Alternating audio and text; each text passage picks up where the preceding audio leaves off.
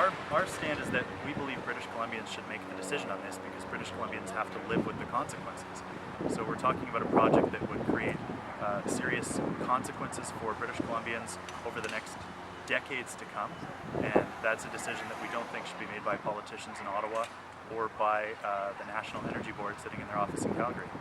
So the next step is going to be a decision by the federal cabinet in December, where we're expecting them to approve the project, and then it'll be back to the province to decide what to do with it following December. So that's when citizens in BC have the option, in order to hold provincial politicians accountable, we could launch a citizens initiative in order to force a province-wide vote on the project and on the question of oil tankers on the BC coast. Well, it all depends what the politicians decide to do over the next few months. You heard the mayor talk about how they're going to advocate vigorously that, in fact, the Trudeau government reject this project, that it's not overall in the national interest and would carry significant political consequences on top of the environmental impacts here in BC. So we're going to be part of that push to encourage the federal politicians to reconsider.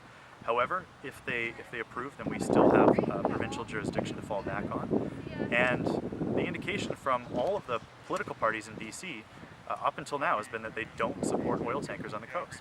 So if they were to change their position and the BC government were to actually sign off on permits for a project like this, that would be a serious betrayal of 2 out of 3 British Columbians who don't want more oil tankers on the coast.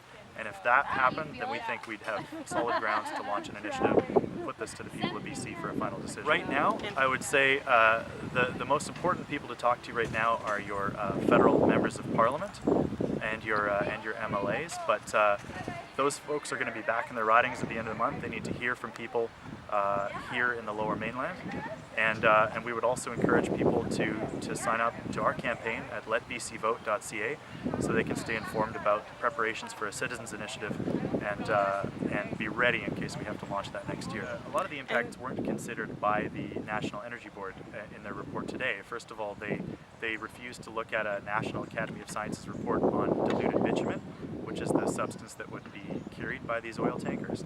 And the fact is that it sinks in water, and so there is no technology to clean up a spill of that nature, which is a real concern for anybody here in Vancouver or southern British Columbia.